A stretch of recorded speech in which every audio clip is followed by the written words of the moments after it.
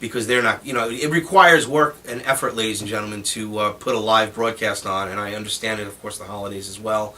Plus, they're doing this upgrade of these servers, so we're going to be expanding. If you listened into last broadcast, Truth went over that he's going to be expanding us onto a wider server, so we're going to reach even more people. The Skype broadcast, just through Skype alone, our broadcast reached 1,300 people last week's broadcast on Skype alone. That's not including the live stream, and that's not including the informedradio.com, which is absolutely like hundreds of thousands, actually, somewhere in the neighborhood of 250,000 people. So that's why they're upgrading their servers. They need to bring it to the next level, and it's an amazing feat. It's something that's great, and Liberty is really coming to the forefront. I hope that everybody heeds our words. And this year is going to be big. It's going to be a big year. A lot of events are going to happen this year, and that's not going to be by accident, I tell you.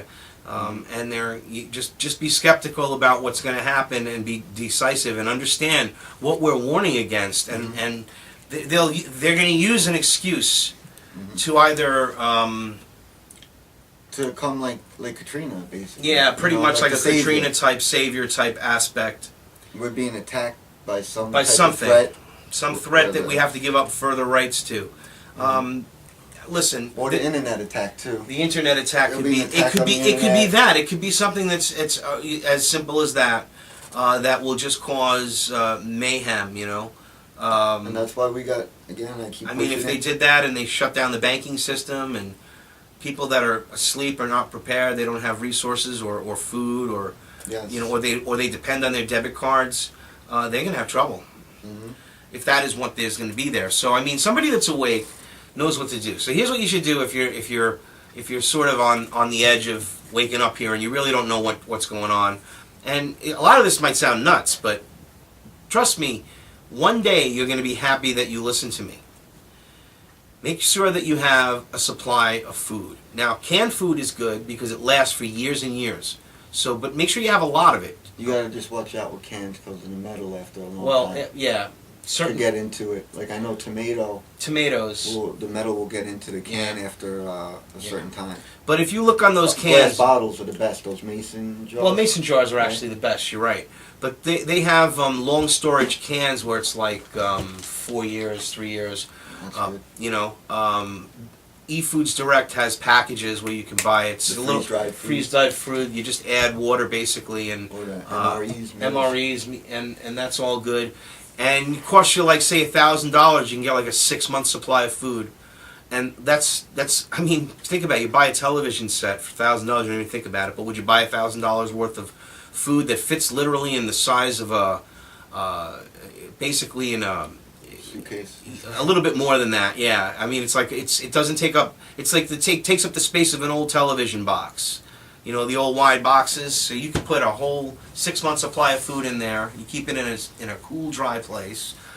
Keep it for when you need it. Have cash on hand. Silver and gold wouldn't hurt either. Have battery-operated, rechargeable battery-operated devices. You know, like the turn radios.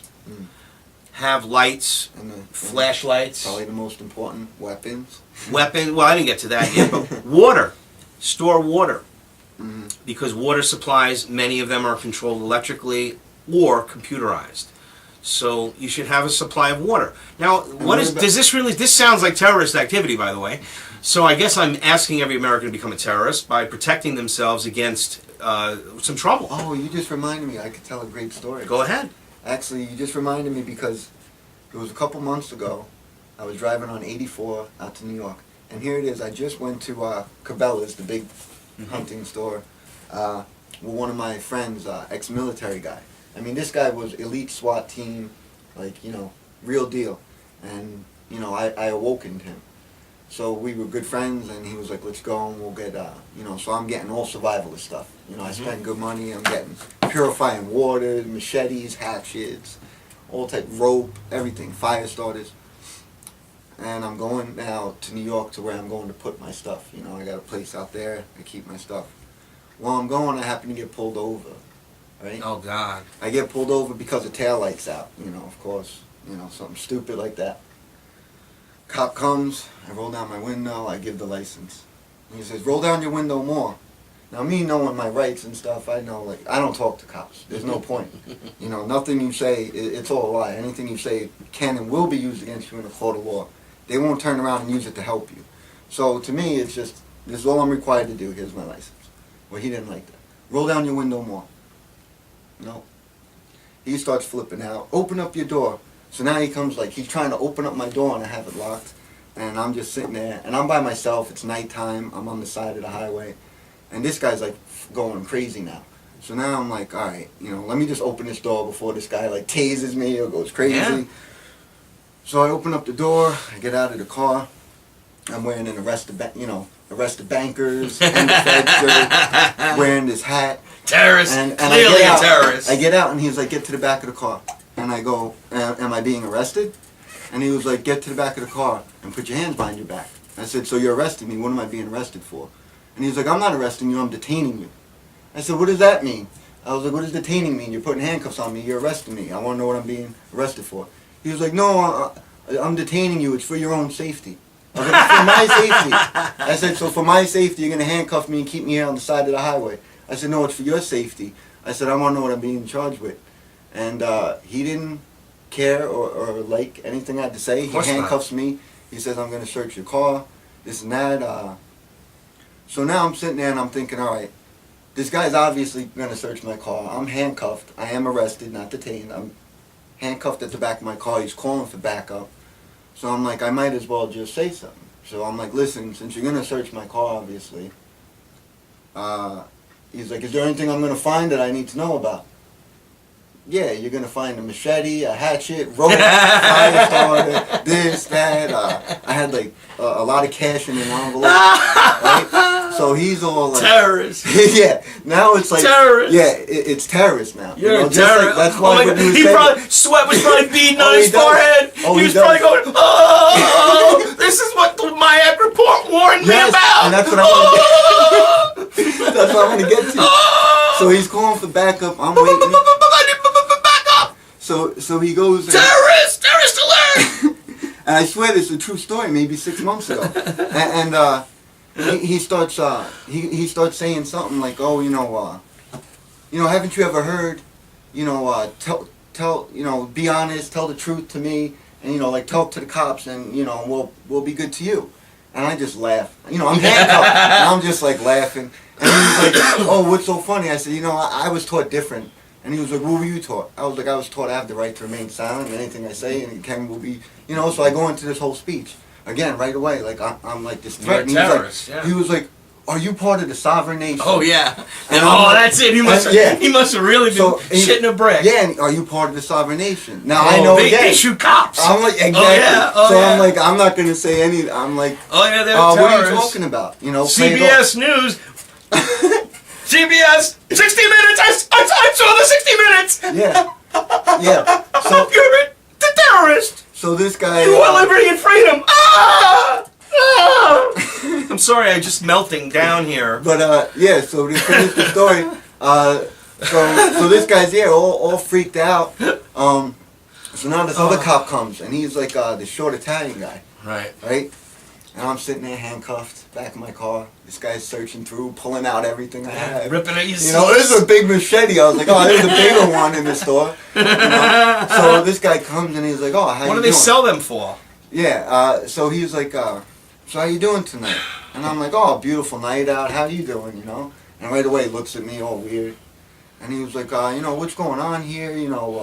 Partner saying this and that. You part of the sovereign nation. And they're trying to push it. Of course. Because I'm sitting there talking about rights. Oh, man, that's bad. So he's going... Trying to make a case. Yeah, so now he starts going like, what do you... why do you have this stuff? Movie, like you're saying, this is what made me think of it all. Yeah, it's like you're getting this stuff and you're like, why? Yeah, exactly. And he was like, well, why do you need this? I saw that 60 Minutes report. I'm like, why do I need what? He was like, well, why do you have this machete? I'm like, to cut trees. And he was like, oh, what about this? You a hunter? I was like, no. He was like, so why do you have this? I said, just in case. He was like, well, what's gonna, and they're like, and they're so clueless, like they think you're like you're crazy serial for being killer or prepared for something. And he's like, well, what are you getting prepared for? Like, you know, like, what's gonna happen? Yeah. You know, what are you getting prepared for? What are you so worried about? Why do you have this water filtration thing? Well, you know, like, well, what if I gotta clean water one day? What power's out? What if emergency? Anything? You know, I'm like, I'm not allowed to have this. You know, and they were just so scared, and this just. I'm sorry to get off, but it was. No, like no, what it's a you're good saying. digression. And No. there's a true story. 6 months ago, in Poughkeepsie, it ended up being on Poughkeepsie in New York.